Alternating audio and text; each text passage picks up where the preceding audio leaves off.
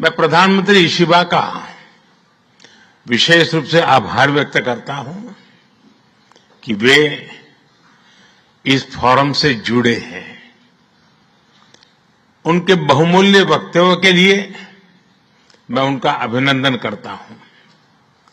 साथियों, भारत की विकास यात्रा में जापान हमेशा एक अहम पार्टनर रहा है। मेट्रो से लेकर मैन्युफैक्चरिंग तक, सेमीकंडक्टर से लेकर स्टार्टअप्स तक, हर क्षेत्र में हमारी साझेदारी आपसी विश्वास का प्रतीक बनी है। जापानी कंपनियों ने भारत में $40 बिलियन से ज्यादा का निवेश किया है। मात्र पिछले 2 वर्षों में $13 बिलियन का प्राइवेट इन्वेस्टमेंट हुआ है। जेबीआईसी कहता है कि भारत सबसे प्रॉमिसिंग डेस्टिनेशन है। जेट्रो बताता है कि 80% कंपनियां भारत में एक्सपांड करना चाहती है और 75% ऑलरेडी मुनाफे में है। यानी in India capital does not just grow, it multiplies.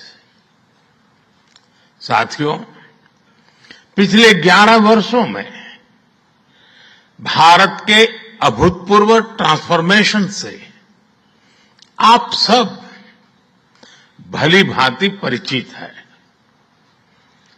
आज भारत में पॉलिटिकल स्टेबिलिटी है, इकोनॉमिक स्टेबिलिटी है, पॉलिसी में पारदर्शिता है, प्रिडिक्टिबिलिटी है। आज भारत विश्व की सबसे तेज ग्रो करने वाली मेजर इकोनॉमी है और बहुत जल्द विश्व की तीसरी सबसे बड़ी इकोनॉमी बनने जा रहा है। वैश्विक ग्रोथ में भारत 18% योगदान दे रहा है।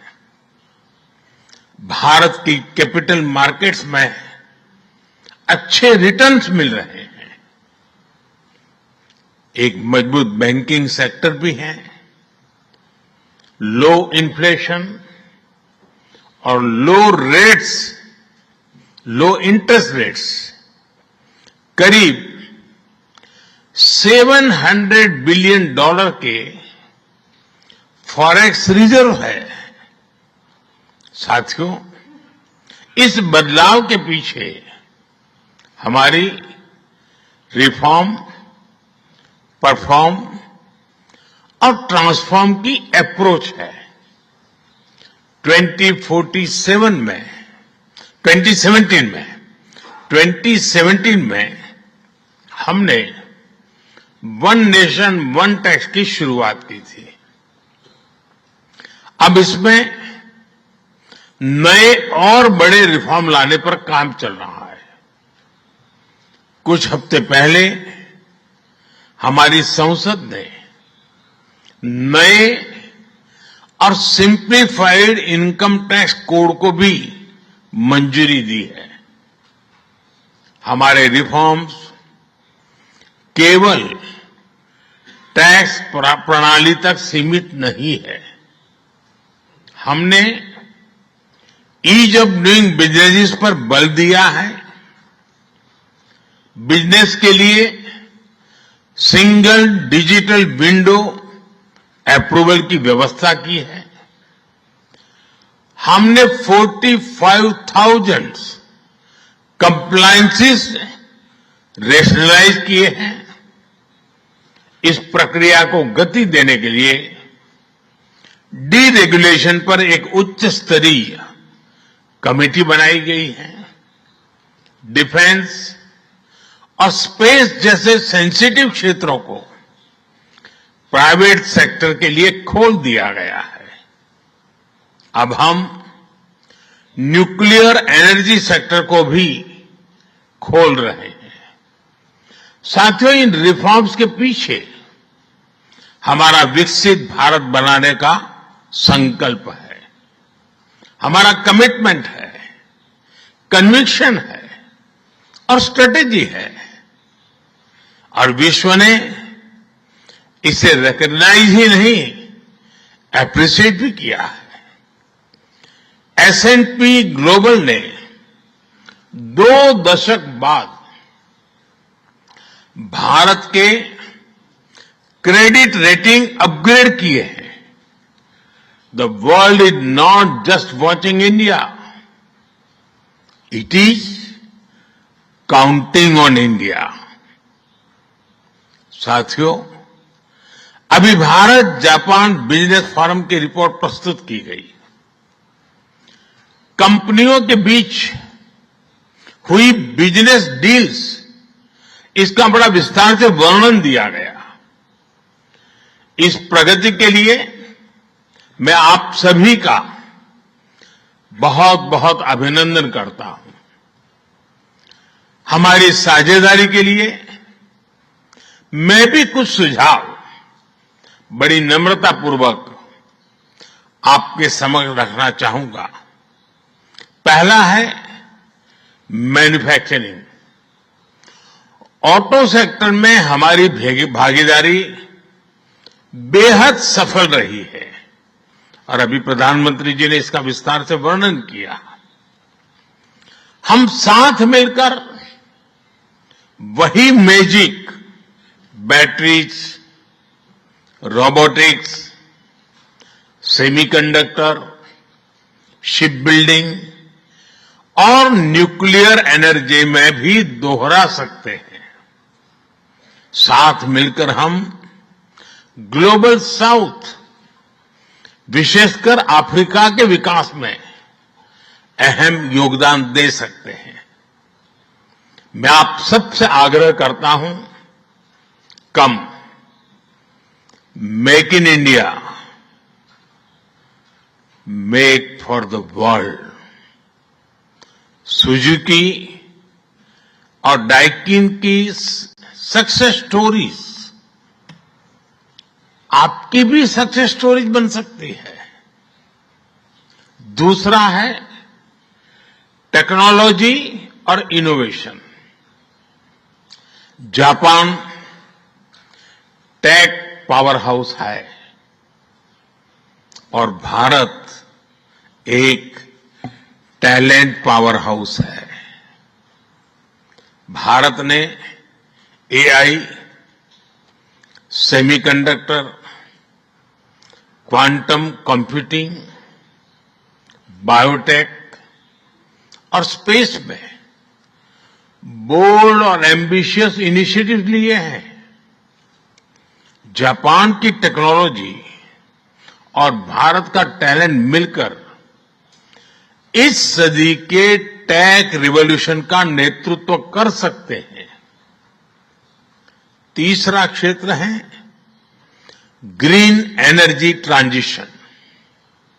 भारत तेजी से 2030 तक 500 गीगावाट रिन्यूएबल एनर्जी के लक्ष्य की ओर अग्रसर है।